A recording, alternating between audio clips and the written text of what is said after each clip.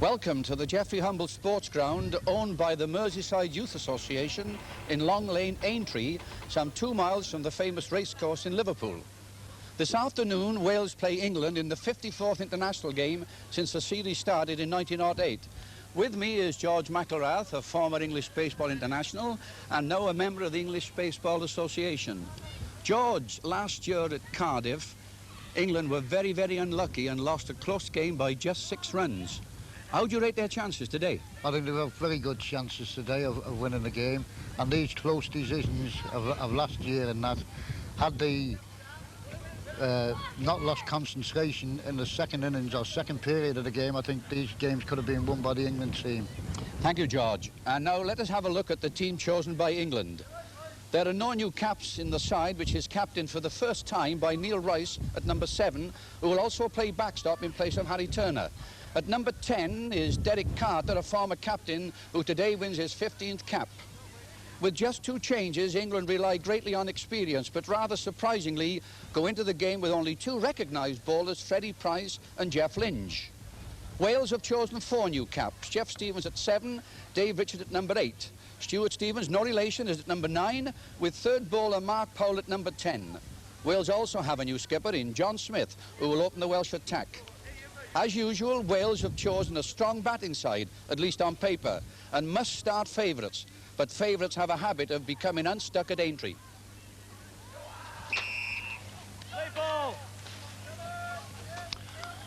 John Smith, the Welsh captain, has won the toss and has decided to bat, and referee John Townley of the English Baseball Association has called play. And Alan Bright, the left-hander opening bat for Wales, will face a bowling of Jeff Lynch. And that was a bad ball, well outside the off peg. Jeff Lynch opening the attack for England to Alan Bright, who takes the first ball. He's hit it to the diamond, straight back to Lynch, who's to Davin, and it's out. First blow to England. A very poor shot to the diamond by Alan Bright was fielded by Jeff Lynch off his own bowling. A return to one base, and Bobby Davin made no mistake, and Alan Bright is out for a duck. John Smith, captain of Wales for the Alan Taylor rather, back into the Welsh side after 2 years, and he walks off. I don't think the referee said he was struck. Alan Taylor walked off, and that's a great start for England in this 54th international match. Tony Murphy won his first cap in 1976, lost his place, but back today, facing the opening attack. Was very tempted to take that one, and referee Townley calls a good above the knee. Tony Murphy waits. Very confident that was a bad ball and called by referee Townley.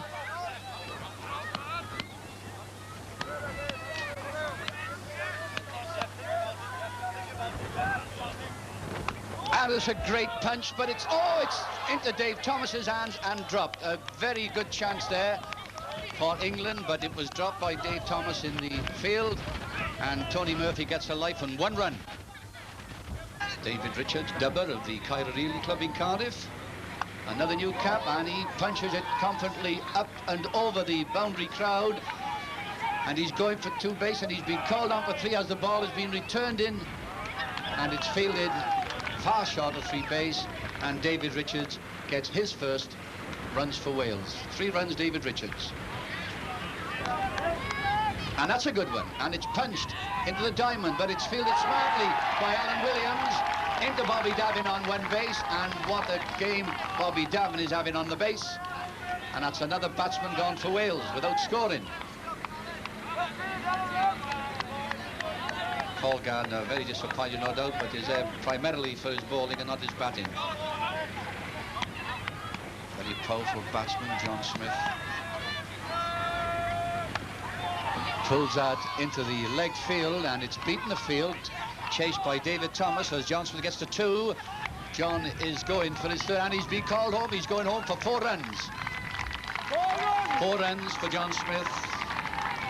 And that will delight not only John, but also his father ill in hospital, in a Cardiff hospital.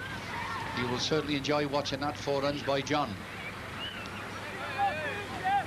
Jeff Lynch went for a walk then. Now preparing to bowl. And that's caught right to Bobby Davin. And Tony Murphy is caught by Bobby Davin off a bowling of Jeff Lynch.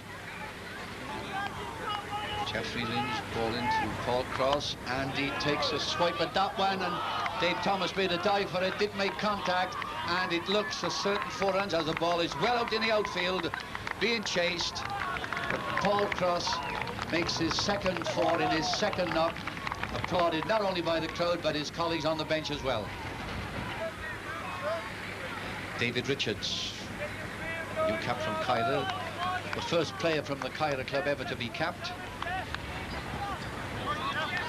And will face the bowling of the English first bowler, Jeffrey Lynch. And he takes his first ball, but it's through the number 3 base, and Bobby Davin again is out. And this again shows the advantage of pinning fielders on a base. 1 base, 2 base, and 3 base. There are no runs given away, and we saw then an example of fielding as we should see it, with the bases properly covered, good returns to the other baseman, and David Richards is out thanks to some very good fielding. Jeffrey Lynch ball to Mark Powell, and he takes a good clout, and that has beaten the field, missing the camera. It's being chased by David Thomas as Mark Powell goes on to 2. He's getting to 3, and Mark Powell is going to go home for his 4th run. And that's a very satisfactory debut indeed for player Mark Powell, who was picked as a 3rd change bowler.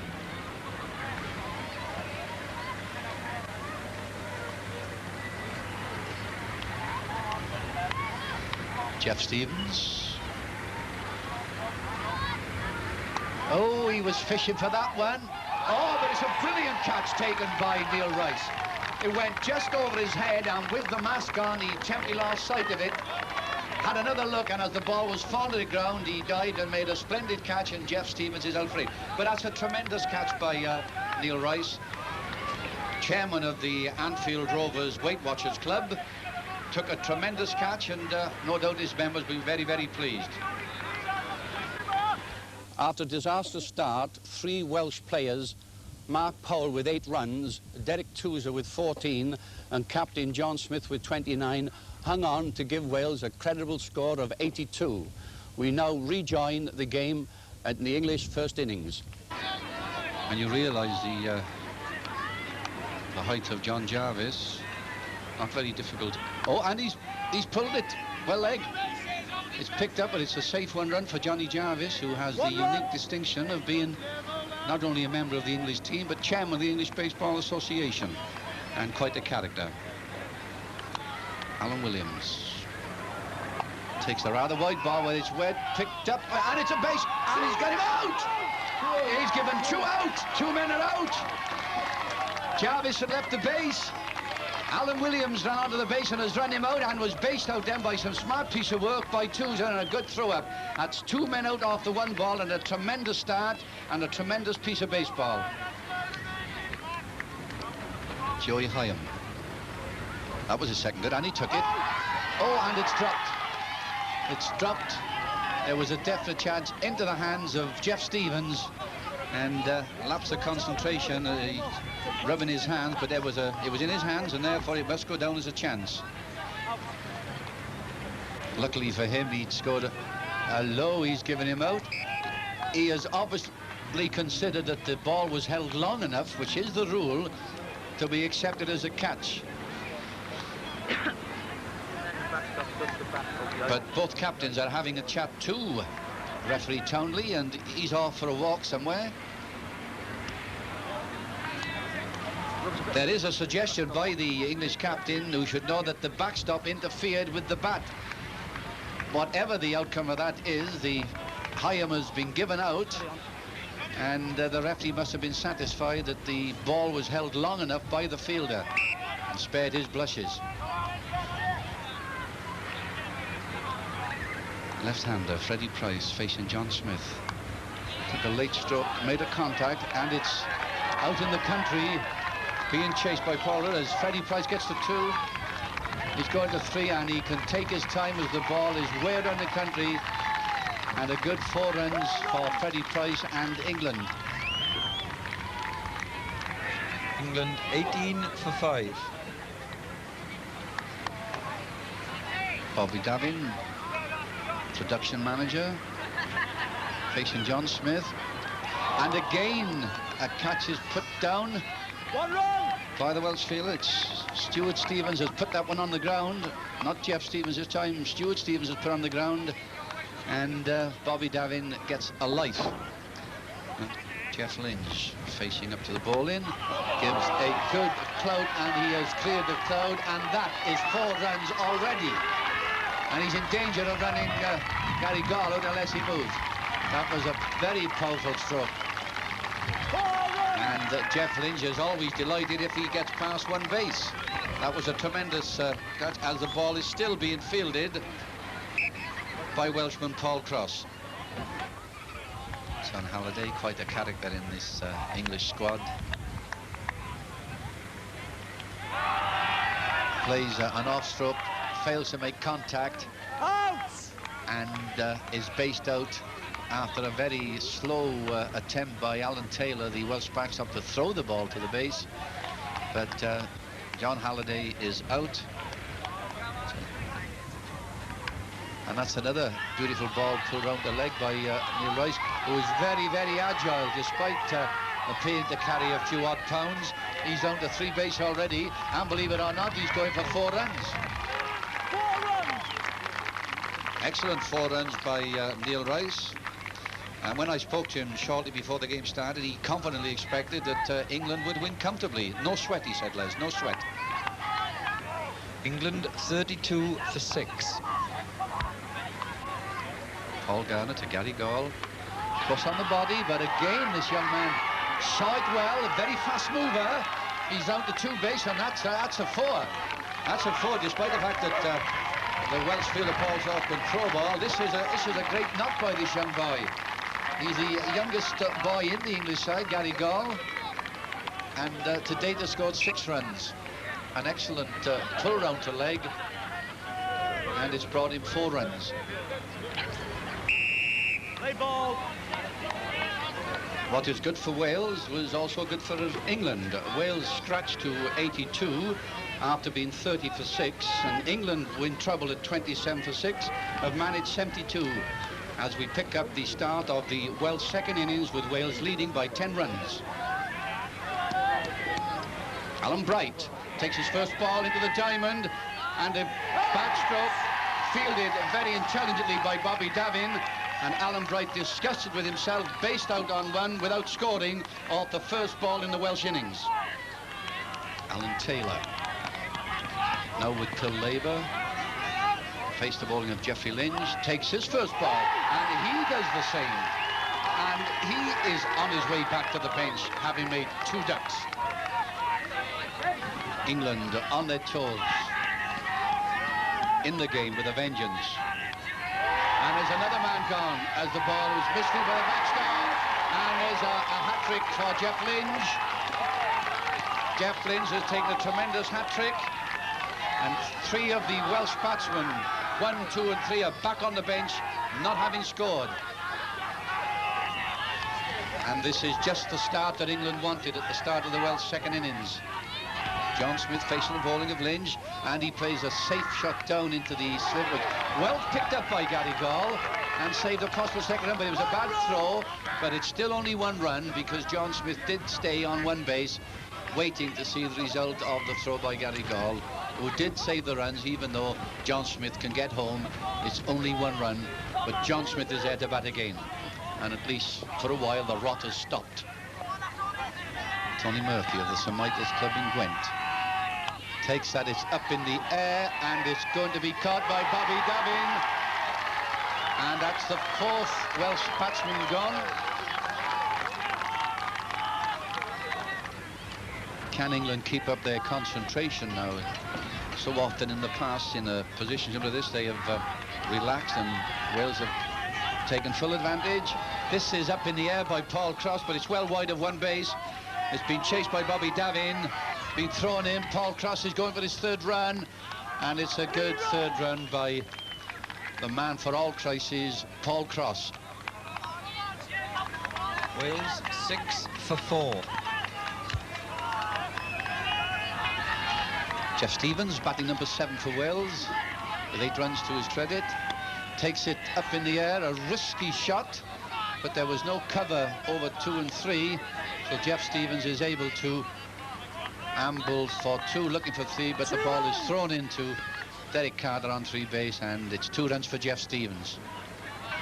David Richards from Caerphilly in his first international, facing Jeffrey Lynch. Takes a ball, and it's up in the air, going by Johnny Halliday, and it's caught. It's caught by Johnny Halliday, and David Dubber Richards is on his way back to the bench. English captain urging him on, clapping his hands as Jeffrey Lynch bowls to, and he does the same situation. Hits the ball through the diamond to Jeffrey Lynch, and is out for his 2nd duck of the match, and very, very disconsolate he will be. But England, I don't think, can believe it's really happening. Lynch bowling with his head as well as his arm. Mark Powell takes it, but it's into the diamond, and it's picked up by Halliday. A tremendous piece of fielding by Halliday. Tremendous anticipation of coming into the diamond, and Mark Powell is out. And this is one of the most sensational collapses that I've seen on the Welsh scene for many, many, many years. The lowest Welsh score that I can remember in 1962, Wales were put out for 19 runs, but they still won by 20. Paul Gardner hitting the ball to leg, and it's very nice to see a Welsh batsman getting to 1 base. 1 run to Paul Gardner. Some of the pressure come out of the crowd and out of the players. John Smith trying to cool it down. What's the hurry? Taking strike.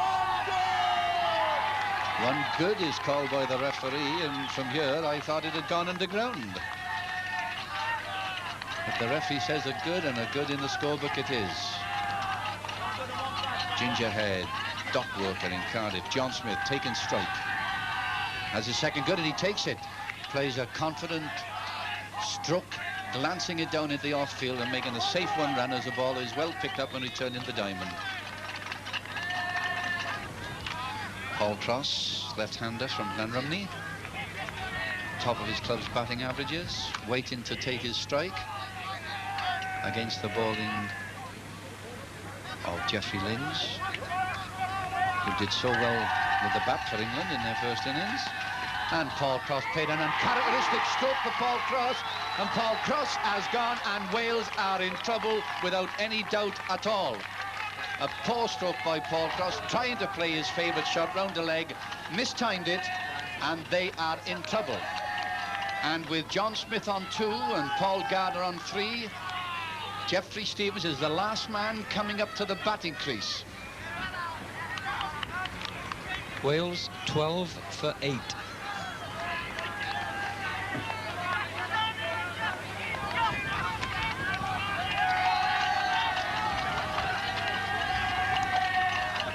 Jeffrey Stevens, 27. All the pressure on Jeffrey Stevens in his first international match. And he takes the first ball, and he's in the line, and they are all out. Wales have collapsed sensationally, and they are all out.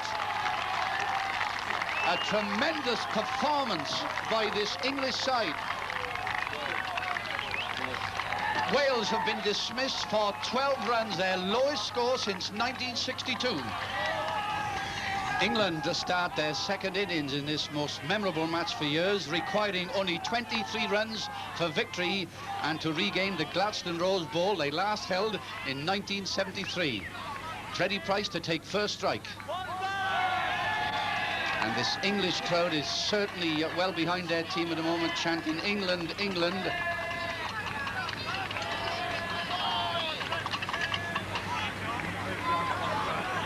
Freddie Price taking strike. Every extra will be cheered to the echo, I'm quite certain. An extra is 1 run to the batting side, if not the batsman.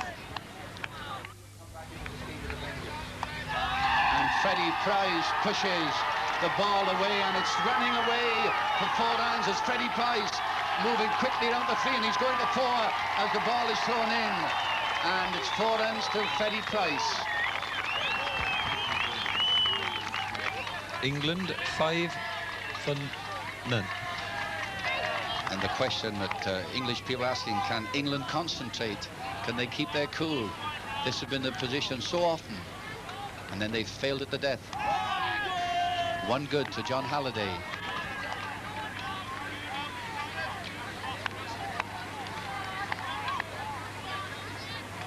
John Smith to John Halliday. Extra! Another run to England, 17 runs required. That's 1 good batter. John Halliday taking strike. 2 goods, he's given 2 goods and out. I cannot understand John Halliday. There were 2 good balls. Again, this is his question of concentration. That second good was dead centre over the peg. Johnny Jarvis taking strike, and he says, take that. And that's cleared the boundary line that's marked out for the crowd. And John Jarvis is streaking for 3, streaking for 4. And already he can picture the Gladstone Rose Bowl on his sideboard tonight. Very good knock by Johnny Jarvis. Alan Williams, left-hander. Waiting to take strike. Takes strike, and it beats John Smith. Wales are appealing, and Derek Toos will go through the rigmarole of touching him, but it's the referee turned his back on it. He was quite satisfied that the base had been touched, and it's another run for Alan Williams. England 11 for 1. 1 good batter. Dave Thomas at the batting crease with 12 runs wanted for a sensational English victory. Pushes the ball wide of the slip field of Wales, and it's a steady 1 run, and this is the way to get runs.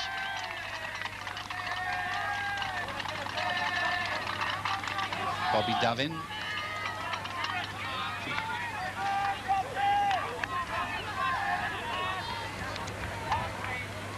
And he punches it hard and wide. Good stop by Alan Bright in the off-field, but there was no chance of a run out. And it's 1 run for Bobby Davin. Aintree, where so many favourites have come unstuck, and Wales obviously started favourite today. Will they come unstuck?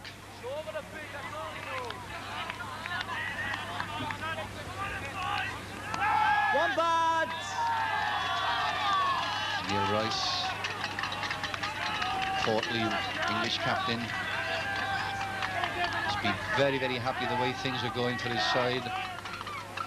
He made a great personal contribution himself.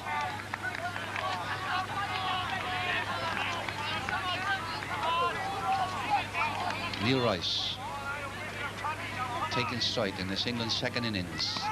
Extra! Extra is called, another run.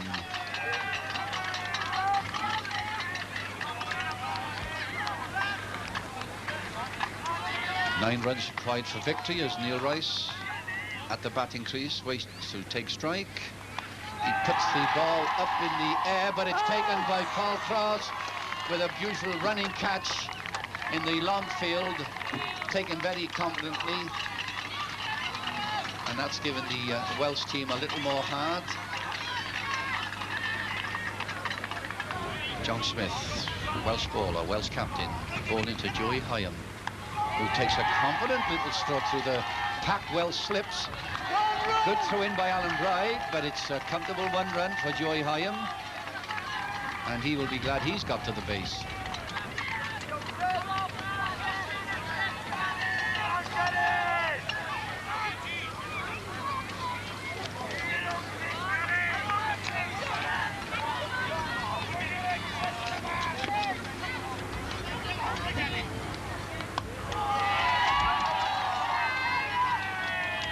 Yes, a good gesture by Joey Hyam.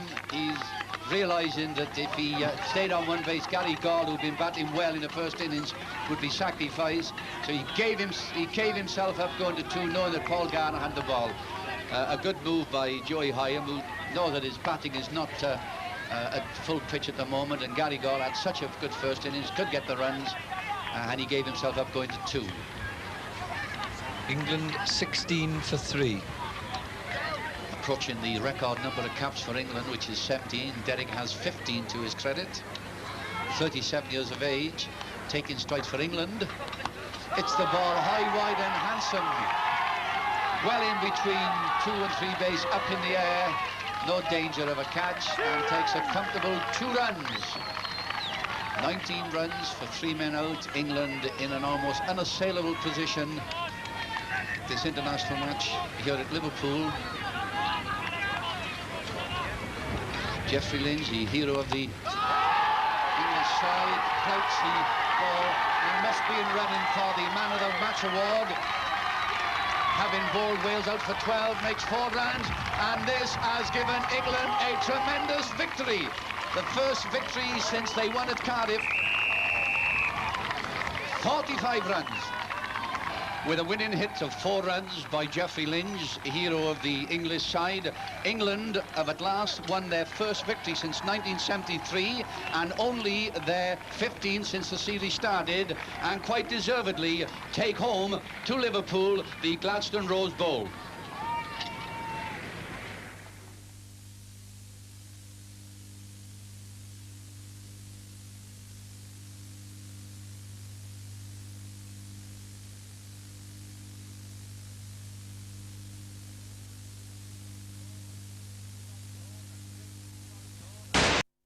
So a great history for England here today, by 8 men to bat, 8 men holding, and nobody on this ground and nobody in the Welsh cap will deny England their very great and much overdue victory.